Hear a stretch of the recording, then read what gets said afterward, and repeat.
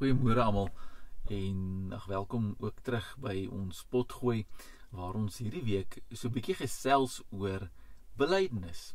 Nou ons het al lekker gesels oor wat belydenis is, dat dit beide verwys na ons belydenis van ons skuld, maar ook na ons belydenis van ons geloof en dat beide hiervan eintlik geweldige waardevolle geloofsgewoontes is wat ons as gelowiges, as kinders van God moet beoefen.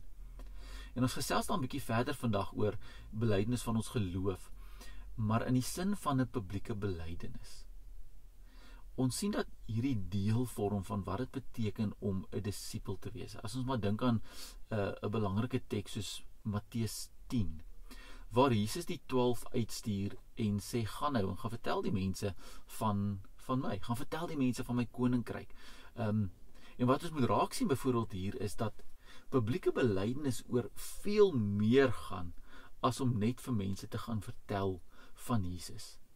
Want Jesus stuur die disipels om mense bewus te gaan maak van die koninkryk van God en dit met beide hulle woorde en ook met hulle dade.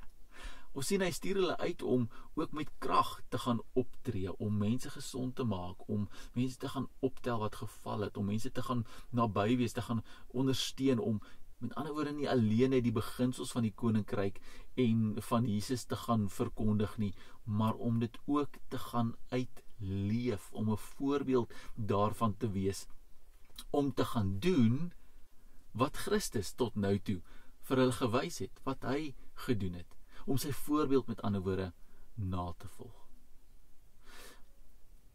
Ons sien dan in Matteus 10 dat Jesus dan 2 ander goed verder oor hierdie publieke getuienis sê. Hy sê, gaan wees my getuienis, en met beide woord en daad, maar onthou, dat in hierdie wêreld gaan dit nie welkom wees nie.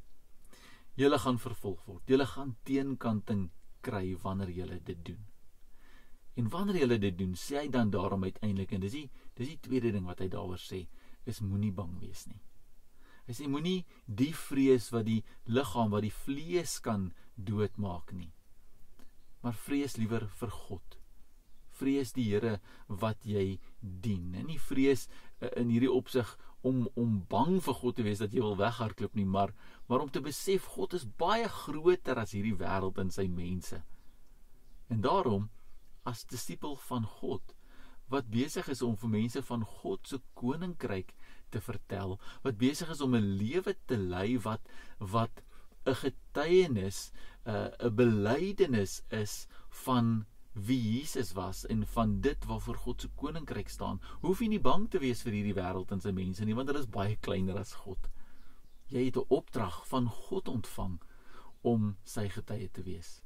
En daarom doen dit met vrymoedigheid. Die gedeelte sluit dan af met daardie radikale woorde van Jesus wat hy sê, elkeen wat hom voor die mense in die publiek my bely, vir hom sal ek ook voor die Vader bely, maar vir elkeen wat my ontken, hulle sal ek ook voor my Vader ontken. En wat Jesus eintlik daar besig is om te sê, is hy praat nie van individuele belydenisse of nie, of ontkennings nie. Hy praat van eintlik dat wanneer jy dan 'n kind van die Here is, wanneer jy sy disipel is, wat loop op die weg wat hy ons wys, wie se hele lewe met ander woorde 'n belydenis is van wie Jesus en God se koninkryk is, dan gaan dit van nature kom dat jy hom voor die mense gaan bely, jou lewe gaan dit wys. Maar dan eweneens, as jy nie in Jesus glo nie, as jy kies om nie sy disipel te wees nie, uit die aard van die saak, dan gaan jou lewe dit ook wys, dan gaan jy hom ontken voor die mense, want jy's nie sy kind nie, jy's nie sy disipel nie.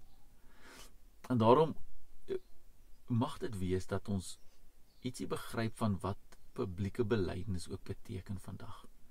Dat publieke belydenis gewoon beteken dat jy 'n disipel van Jesus is. En dat jy met die belydenis van dit wat jy glo,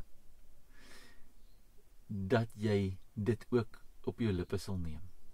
Dat dit ook sal uitvloei in jou dade. dat jou hele lewe, met ander woorde, 'n belydenis, 'n getuienis sal wees dat jy disipel van Jesus is, 'n volgeling van Jesus. En mag dit wees dat as jy dalk hierna luister en jy dalk ergens in jou lewe die keuse gemaak het om nie Jesus te volg nie, wel mag dit jou aanspoor om te draai, om terug te keer na die Here jou God toe, om Jesus te volg, sodat ons lewens 'n belydenis sal wees van ons koning en ons verlosser, Jesus Christus. Kom ons bid saam. Here, dankie dat belydenis nie net iets is wat ons met woorde doen nie, maar ook met ons dade. Help ons, Here, om so te leef. Ons vra Heilige Gees van God dat U ons elke dag sal inspireer, en soos U in Matteus 10 sê, dat U die woorde in ons mond sal sit. Here, dat U vir ons in staat sal stel om U voorbeeld na te volg, dat ons hele lewe 'n belydenis sal wees van Jesus Christus, Here, en van U koninkryk. Ons vra dit in Jesus se naam. Amen. Ek hoop jy het 'n lekker dag en seën vir elkeen van julle.